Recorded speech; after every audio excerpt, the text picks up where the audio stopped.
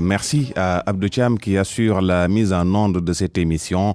Mesdames, Messieurs, bonjour. Jamais 203 reculades sous les coups de boutoir d'une partie du clergé musulman et d'une poignée d'activistes. L'État a encore fléchi cette semaine face à la pression de la rue, pendant que la maladie est en nette augmentation. Désormais, toutes les 14 régions du pays sont touchées, même si, pour donner l'impression de sauver la face, l'on maintient un semblant de couvre-feu. Alors, n'était-il pas logique, dans la foulée de la levée des restrictions, de faire reprendre les cours à l'école? Nos deux invités éminents universitaires vont y répondre. Professeur Ousmane Sène, agrégé en littérature africaine et afro-américaine, directeur du Centre de recherche ouest-africain, WARC en anglais. Bonjour, professeur Sène. Bonjour. Docteur Mamaram Seck, titulaire d'un doctorat en linguistique de l'Université de Floride à Gainesville, avec concentration sur l'analyse du discours. Il est actuellement chef du laboratoire de linguistique de l'IFAN à l'UQAD. Bonjour, docteur Seck. Bonjour, M. Diba. Professeur Sène, le gouvernement a annoncé ce mercredi à travers les ministères concernés l'allègement de certaines mesures de restriction prises dans le cadre de l'état d'urgence en réponse à une grogne des populations. Comment vous analysez ces mesures? Je crois que c'est des mesures d'apaisement. Alors, il y en a qui parlent de capitulation. Je ne sais pas, moi, si je peux utiliser le mot capitulation. Je ne suis pas très sûr. Ça a tout l'air. Non, je ne suis pas très sûr. Il y a des moments où il ne faut pas aller à contre-courant des populations, même si vous êtes là pour quand même réguler la vie humaine. Je crois que quelles que soient les décisions qui ont été prises ou qui seront encore à prendre, c'est toujours des décisions extrêmement difficiles. Parce que vous avez des extrêmes. L'homme a besoin de sa santé pour vivre, mais l'homme a besoin aussi du minimum de subsides pour vivre. Il n'y a pas de choix entre les deux. Il faut combiner les deux. Alors, les gens ont rié sur les brancards parce qu'ils n'avaient pas un seul nickel à ramener à la maison pour que leur famille et eux-mêmes puissent survivre. Votre santé, vous ne pouvez la maintenir et la défendre que parce que justement vous avez une vie saine. Regardez ce qui se passe dans un pays dont on parlera plus tard, les États-Unis. Quels sont ceux qui sont les plus victimes de Covid? C'est les Noirs et les Hispaniques. Pourquoi? Parce que leur vie, leur régime alimentaire sont les plus mauvais. C'est aussi simple que ça. Donc, autant il y a des mesures qu'il faudrait prendre ou des mesures qu'il faut préserver, mais aussi il faut savoir lâcher du lest. D'autant plus que si vous en arrivez à une émeute, combien de vies ça prend? Vous avez une émeute, vous risquez de tuer beaucoup plus que le Covid sur 3 mois. Donc, je crois qu'il y a un équilibre qu'il faut mettre en place. Et de toute façon, le dernier point avant de laisser la place à Mamaram, mon ami, c'est que jusqu'à présent, je crois, on semble faire confiance à une équipe de professeurs qui ont toute l'expérience. Mais tout le Sénégal admire Seydi. Tout le Sénégal écoute le professeur Bousso. C'est cela qui nous donne le pouls de la situation. Aucun d'entre eux n'est politique. Aucun d'entre eux n'est biaisé politiquement. Donc, on peut espérer que ce que ces spécialistes-là, ce qu'ils nous disent, c'est un jugement scientifiquement valable. On ne peut que s'en référer à eux pour nous indiquer où nous devrions aller. Oui, mais on a entendu hier l'inquiétude de Bousso par rapport à la réouverture de la circulation avec l'augmentation en perspective des cas communautaires. Mais attention, aussi bien Bousso que le directeur général des urgences, ils ont dit des choses très claires. Si vous ouvrez, il y aura des risques de compte. Évidemment, si vous ouvrez et vous me laissez aller dans mon village, dans ma ville, ce n'est pas un village, c'est une ville, c'est une belle ville. Si vous me laissez aller là-bas, qu'est-ce que j'emporte avec mon chauffeur? Il y a un risque. J'ai envie de voir cette famille-là, mais concrètement, si je vais là-bas, je ne sais pas ce que j'emporte là-bas. Ça, tout le monde peut le constater. Ce n'est même pas un avis de scientifique. Un avis de scientifique. C'est un avis d'observateur banal. Le directeur général des urgences, qu'est-ce qu'il a dit? Il a dit qu'il n'est pas sûr qu'on ait atteint le point de pic. Et que même le pic, si vous l'atteignez, vous ne pouvez pas éviter les risques d'avoir encore d'autres contagions. Ou d'aller encore en haut dans les contagions. Ils ont donné des avis, pas mitigés, mais des avis mesurés. Et la science d'ailleurs fonctionne comme ça. La science fonctionne toujours comme ça, de manière tout à fait mesurée. Et je crois que, aucun Sénégalais, aucun être humain actuellement n'a une réponse tranchée par rapport à ce Covid. Tout ce qu'on lui demande, il nous a rendu visite. Maintenant, il n'a qu'à rentrer de lui-même. Voilà. Docteur Mamaram Seck, la levée des restrictions les unes après les autres, alors que le nombre de cas est en augmentation, qu'est-ce que vous comprenez dans cette gestion par le gouvernement de la crise? Bien, merci M. Diba. J'en profite pour saluer tous vos auditeurs qui nous écoutent au Sénégal et à l'étranger. Alors, pour moi, c'est la suite logique du discours du 11 mai du président de la République quand il a parlé d'adaptation. Oui, de vivre avec le virus. Vivre avec le virus. Et je pense que si vous l'avez bien écouté, il a dit que l'avis des experts était de dire que le virus serait encore là jusqu'au mois d'août, voire le mois de septembre. Alors, est-ce que dans ces conditions-là, le Sénégal peut rester sans activité économique? Est-ce que ces chauffeurs, par exemple, qui se sont levés pour dire, voilà, on n'arrive plus à subvenir à nos besoins, il faut qu'on vive, il faut qu'on travaille, est-ce qu'ils peuvent attendre jusqu'au mois de septembre ou mois d'août, voire le mois de septembre? Donc, je pense que c'est une décision plutôt réaliste qui a ses points positifs comme ses points négatifs. Je pense que on a vu que tous les jours, il y a des cas communautaires et il faudra peut-être attendre à en voir autant ou plus dans les prochains jours. Mais en même temps, les gens seront heureux quand même de pouvoir vaquer à leurs occupations, travailler, subvenir à leurs besoins, nourrir leur famille, etc. Donc je pense que c'est une décision, comme l'a dit mon ami professeur Ousmane Sène, difficile, mais réaliste. Voilà. Mais est-ce que vous comprenez ou est-ce que vous avez senti que les populations ont adhéré maintenant à l'évolution de la communication ou du discours du président de la République? Il demande dans un premier temps, dans le discours du 11, de vivre avec le virus. Récemment aussi, dans un tweet, il a appelé tout un chacun à faire preuve de responsabilité. Mais est-ce que vous avez l'impression que les populations ont véritablement saisi cette invite du président de la République? Oui, vous posez là une très bonne question parce que moi j'ai observé notre société, j'ai observé la population. J'ai remarqué qu'il y a un paradoxe. Donc, depuis le 11 mai, on a vu qu'il y a quand même une recrudescence des morts, des malades, etc. Mais les gens semblent ne pas trop en tenir compte. Je pense qu'ils avaient envie de vivre. Donc, cette responsabilité dont vous parlez, j'en doute fort. J'ai comme l'impression qu'il y a un petit laisser-aller. Oui, dans la rue, personne maintenant ne port porte de masque n'est plus systématique. On se rassemble comme on le faisait avant. Oui. Voilà, mais il faudra juste comprendre par là que les gens avaient hâte de sortir de leur maison, d'aller travailler, d'aller chercher quelque chose pour se nourrir et nourrir leur famille. Moi, je pense que c'est un peu ça. C'est-à-dire, soit on meurt de faim ou on meurt de la Covid. Voilà. Et entre les deux, on choisit de mourir de la Covid plutôt que de mourir de faim. Je pense que c'est ce que j'ai observé, moi. Professeur Ousmane Sène, dans la rue, on observe ce relâchement au sein des populations. Qu'est-ce qui peut l'expliquer, selon vous? Oui, c'est-à-dire qu'on a pris des habitudes qui ne faisaient pas partie de notre mode de vie. Vous avez vu ce qui s'est passé ici? Je suis venu chez vous jusqu'au moment où l'on parle. Est-ce que je vous ai salué? Est-ce que je vous ai serré la main? Personne ne serre la main ici. Vous avez votre masque. Ma madame a son masque dans sa poche. J'ai mon gel.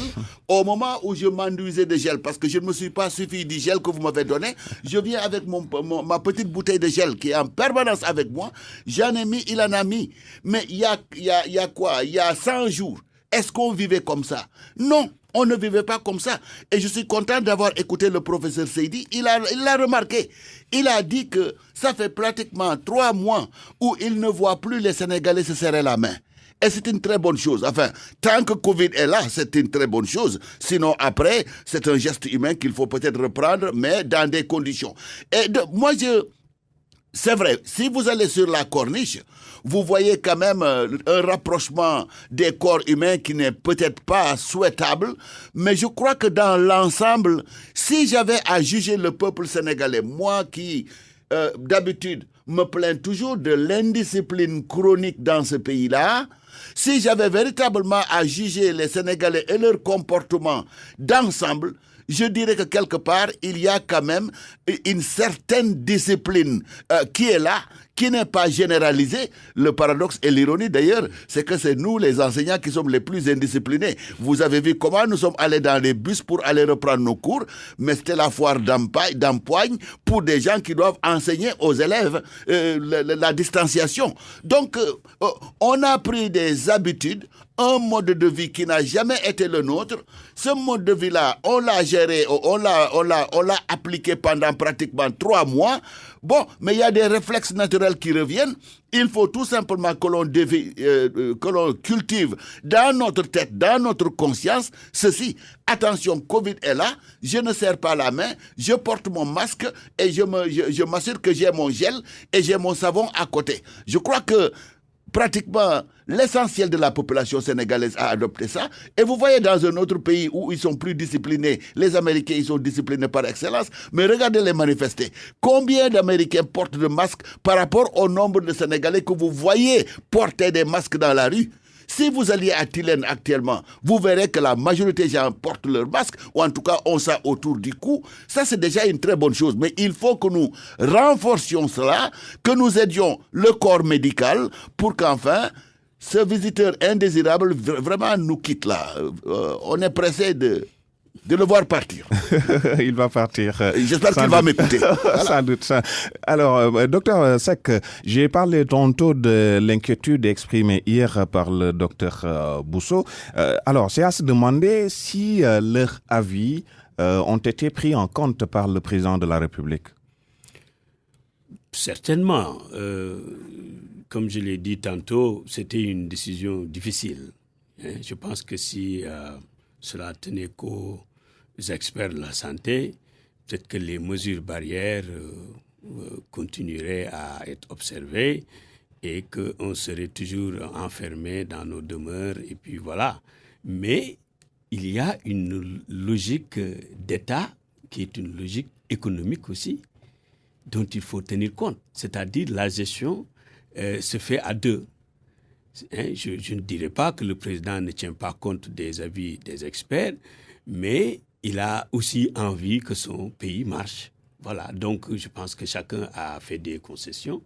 C'est ce qui d'ailleurs explique les sorties d'hier du professeur Bousso et du professeur Seydi, appelant les uns et les autres à continuer d'observer les mesures barrières, voilà, même si l'économie du pays va reprendre, les activités vont reprendre. Je pense que je ne dirais pas, je ne serais pas extrémiste en disant qu'il a fait fi totalement des instructions du personnel de la santé. Je pense qu'il a juste été réaliste et voilà, maintenant la responsabilité justement est transférée. C'est la population qui doit... La communauté. Voilà, la communauté qui doit prendre ses responsabilités, travailler, mais en observant les mesures barrières. Très bien, nous allons évoluer dans notre débat pour aborder la question relative à l'école et le sauvetage de l'année académique. Professeur Sen, peut-on encore sauver l'année? Oui, il faut espérer. Il faudrait tout simplement remanier le calendrier universitaire et scolaire. Mais si vous permettez que je revienne un peu sur cette question très rapidement. J'ai suivi toutes les interventions du professeur Seydi, dont l'université est très fière d'ailleurs.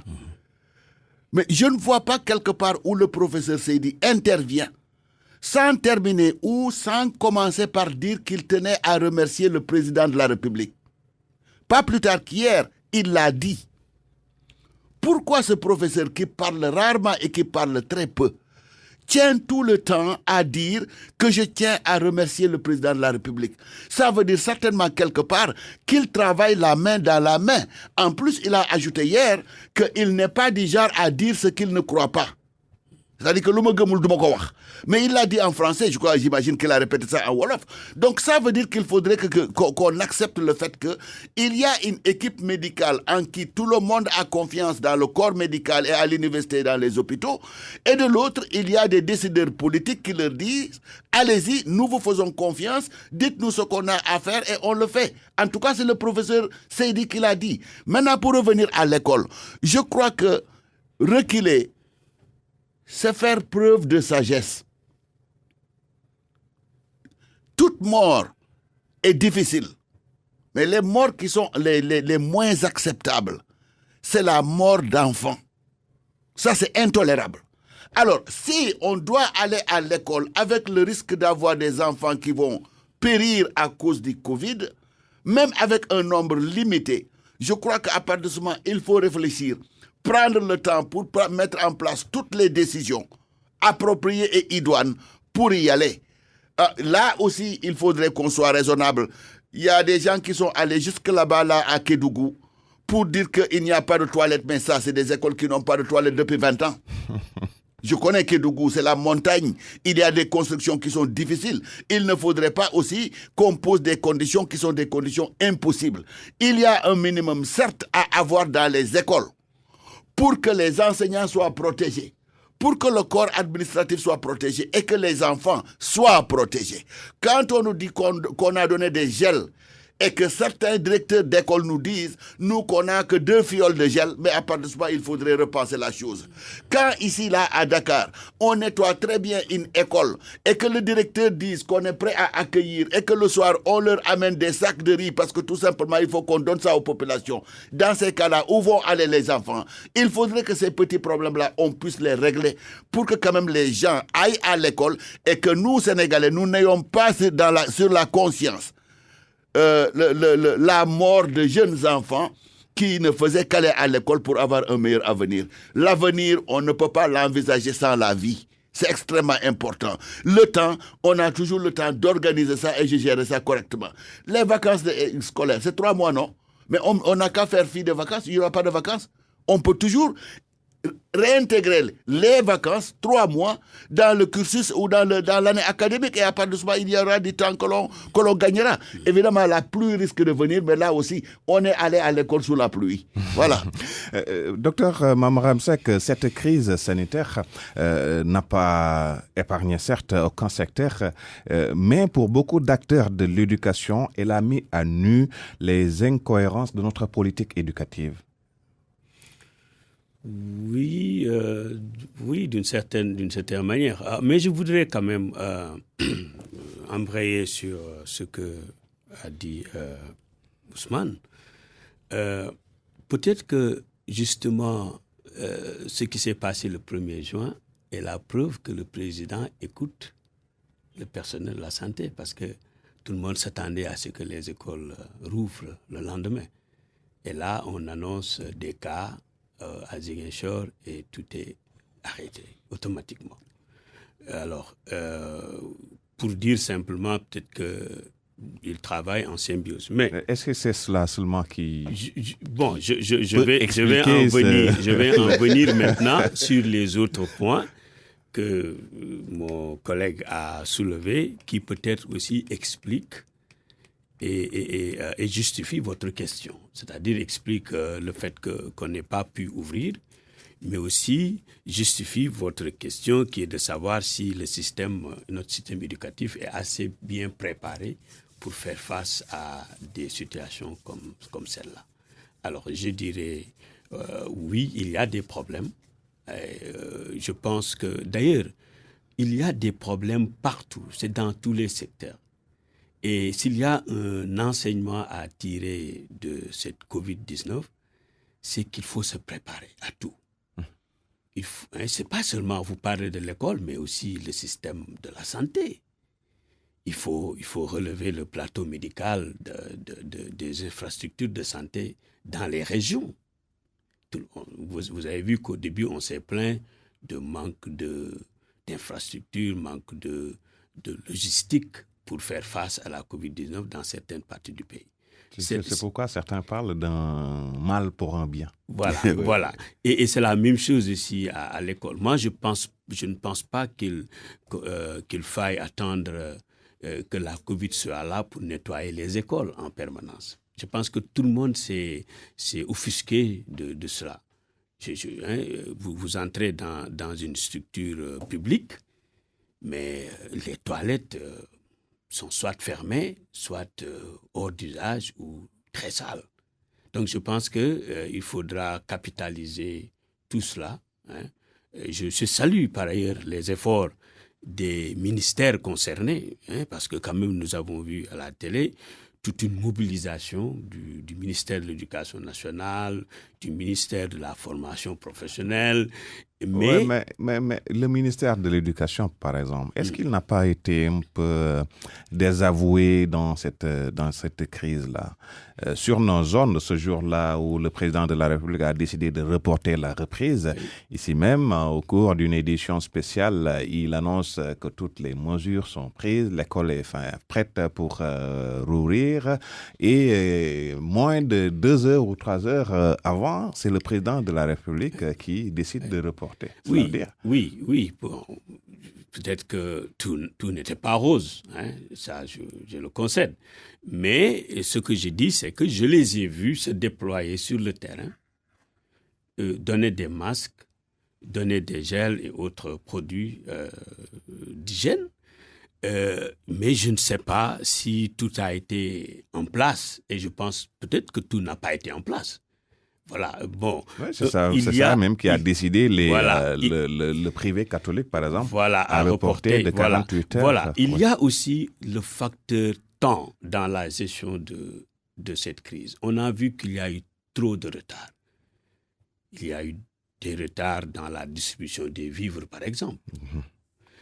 Donc, il y a certainement eu des retards dans la préparation de cette ouverture. Et j'ai entendu notre ami M. Mbow de COSIDEP dire que dès le début, ils avaient quand même proposé un plan de préparation de la reprise en 3 temps ou 4 temps et qu'il n'a pas été suivi. Je pense qu'il a lui-même dit que voilà, en réalité,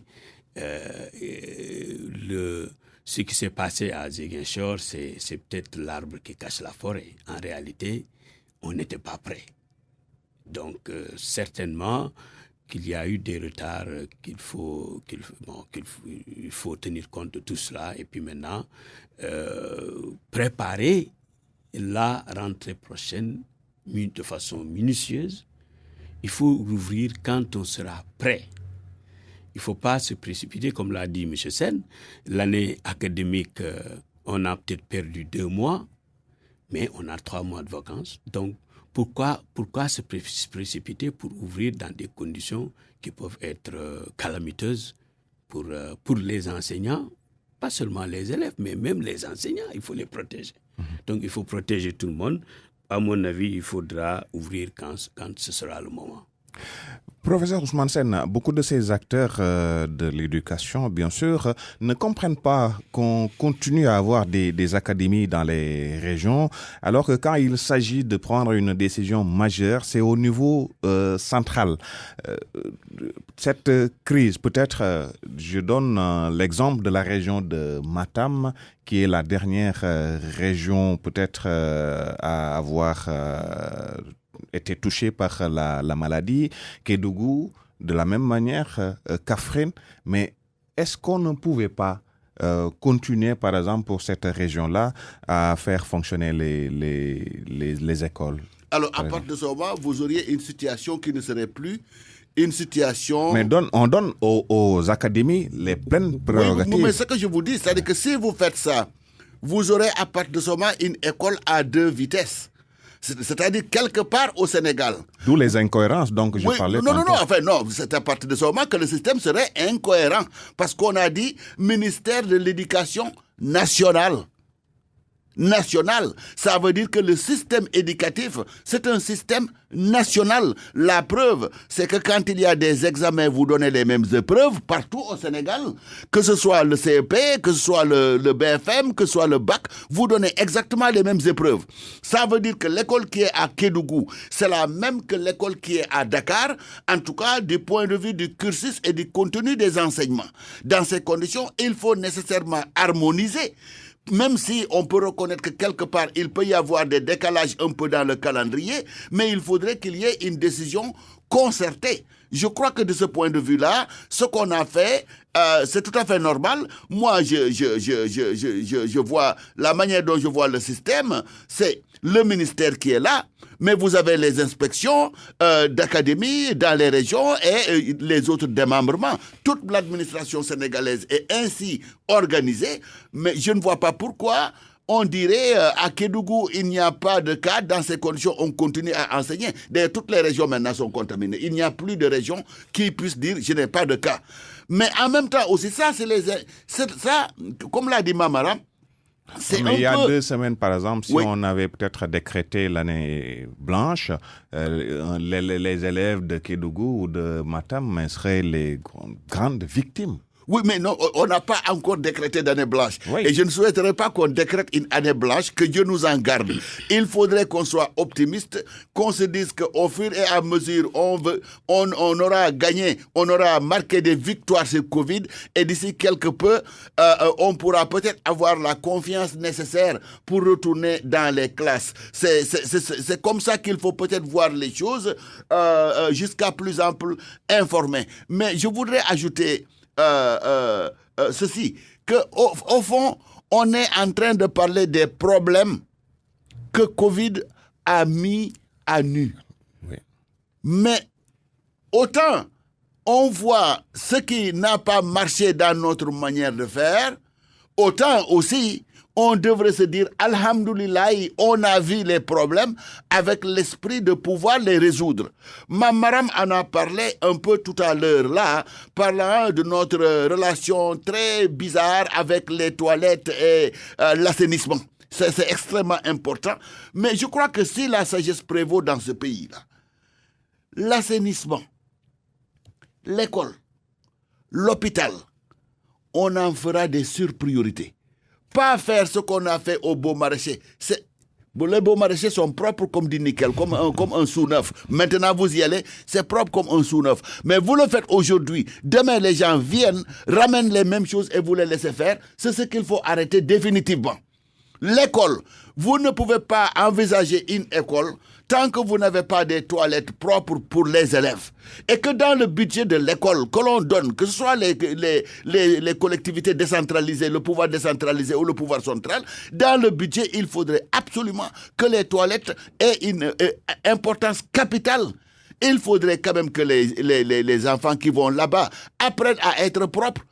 Le premier lieu où vous apprenez à être propre, c'est votre maison et c'est l'école. Il faudrait qu'on mette les infrastructures, les hôpitaux, que la santé soit une priorité. Heureusement d'ailleurs, je ne peux pas compter le nombre de milliards qu'on a injectés dans les hôpitaux alors que ce n'était pas inscrit dans le budget. Tout ça, c'est des choses qui sont positives.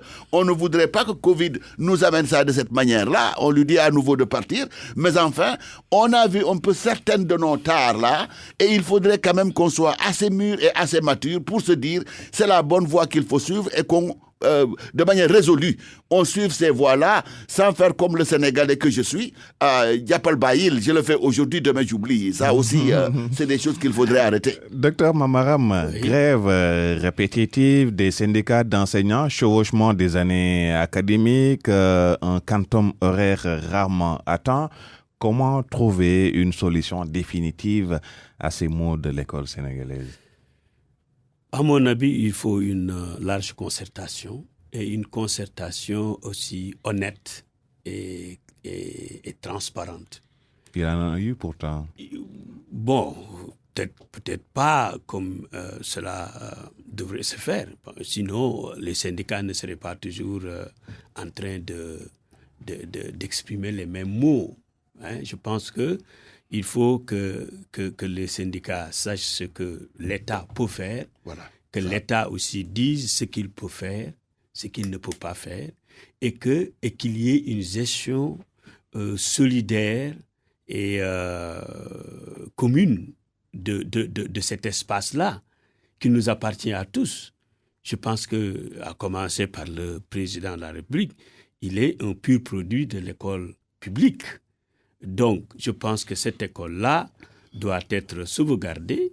Il faut que les syndicats et tous les acteurs de l'école, à commencer par l'État, les syndicats, les partenaires sociaux, tout le monde, qu'ils se concertent et pour mettre sur la table les véritables problèmes de l'école et trouver des solutions et un timing pour toutes ces solutions-là. Je pense que c'est ce qui a peut-être manqué. Alors, le dernier point de notre débat, la mort de George Floyd aux États-Unis.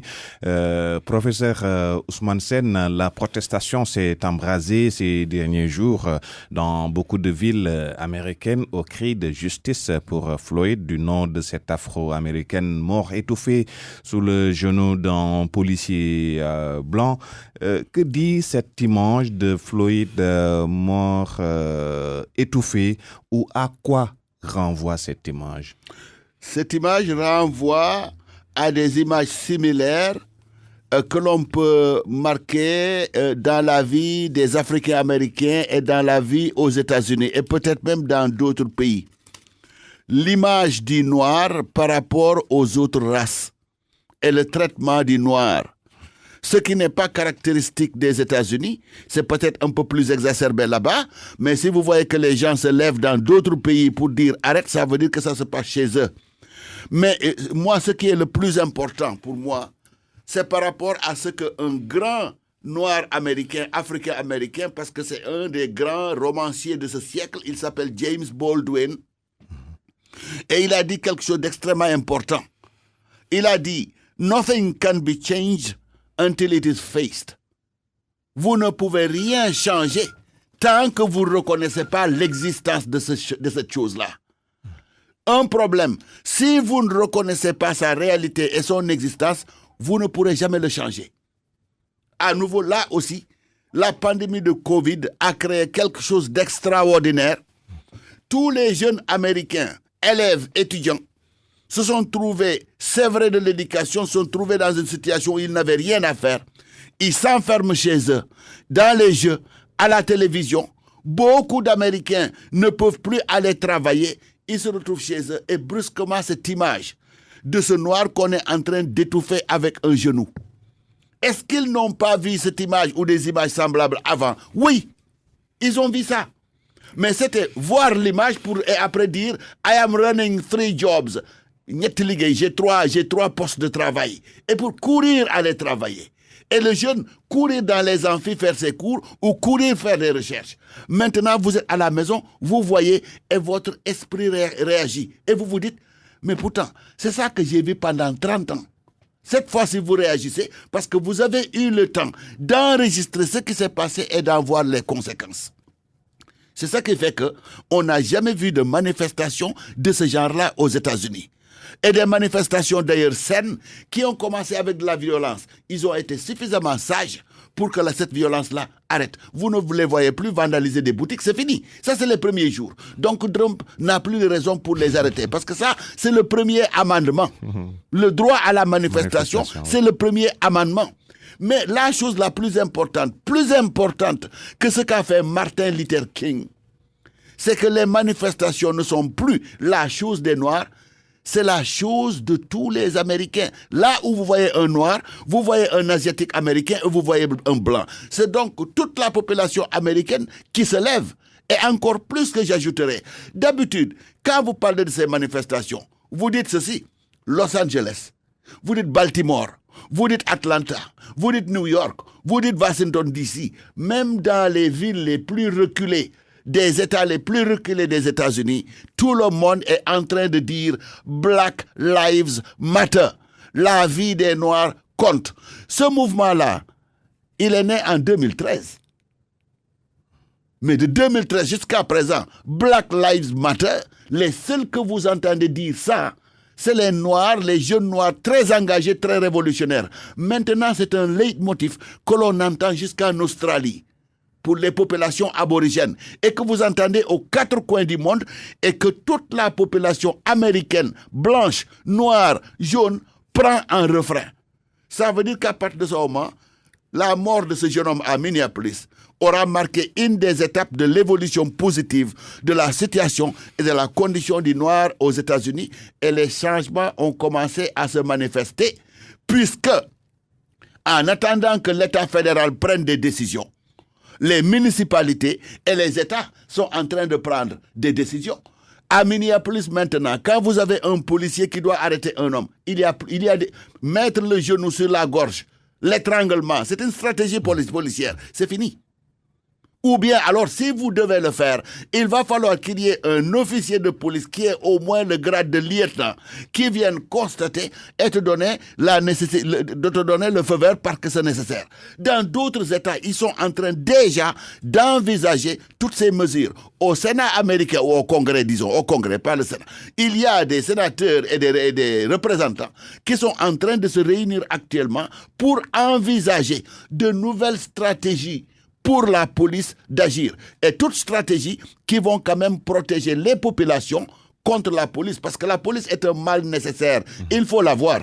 Vous ne pouvez pas avoir de ville sans police. Puisque d'ailleurs, la racine, l'étymologie de police vient de la ville. C'est du latin.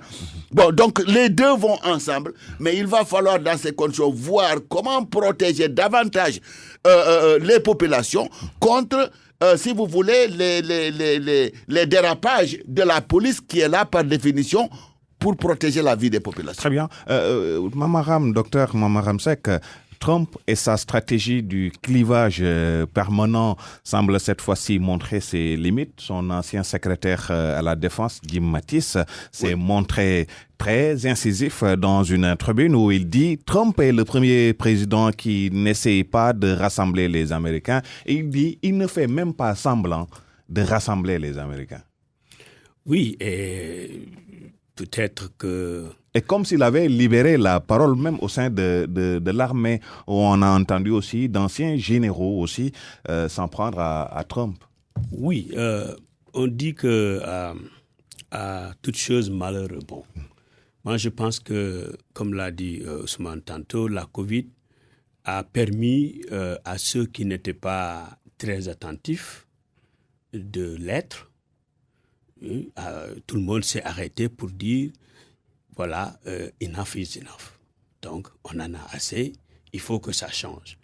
Alors, je pense que aussi le désaveu est aussi perçu dans le camp même du président Trump, parce que jusqu'ici, ces tweets, ces déclarations, même sur l'Afrique, vous vous souvenez. Ouais, alors donc, voilà, exactement. Donc, je pense que la COVID-19 a quand même eu le mérite de rassembler les Américains devant une injustice qu'il faut condamner de la manière la plus forte. Parce que je pense que quand même, on est au XXIe siècle. Et l'Amérique est quand même connue comme étant un pays de liberté, de protection des droits de l'homme, etc. Mais malheureusement, il y a, semble-t-il, une justice à deux vitesses. Donc, et le président Trump, malheureusement, au début, n'avait pas la bonne lecture des événements.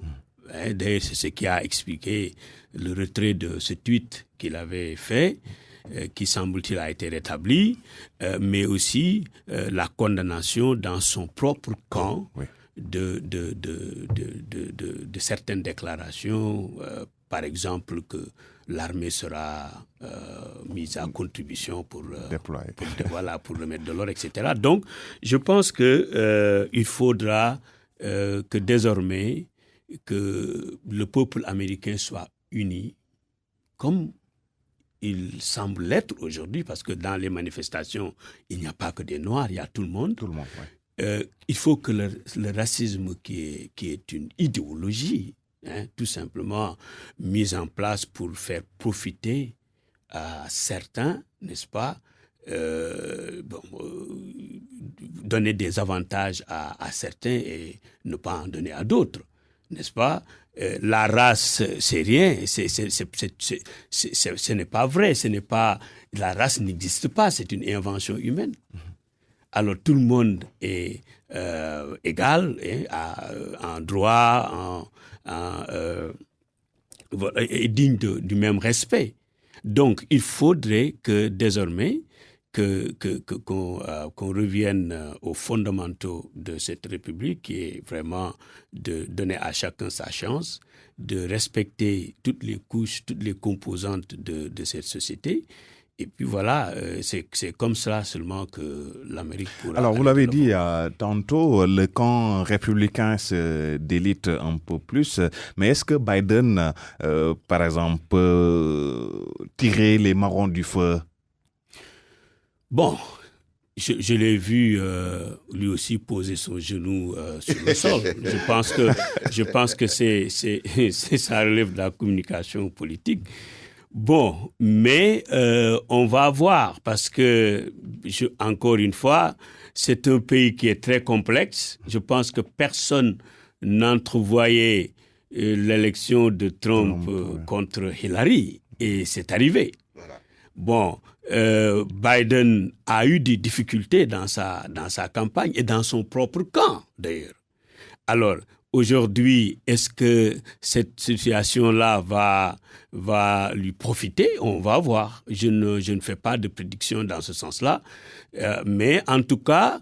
En plus de cette situation, il y a aussi le chômage. Il y a le chômage, etc. Mais on peut tout verser tout ça dans la corbeille des conséquences de la COVID-19.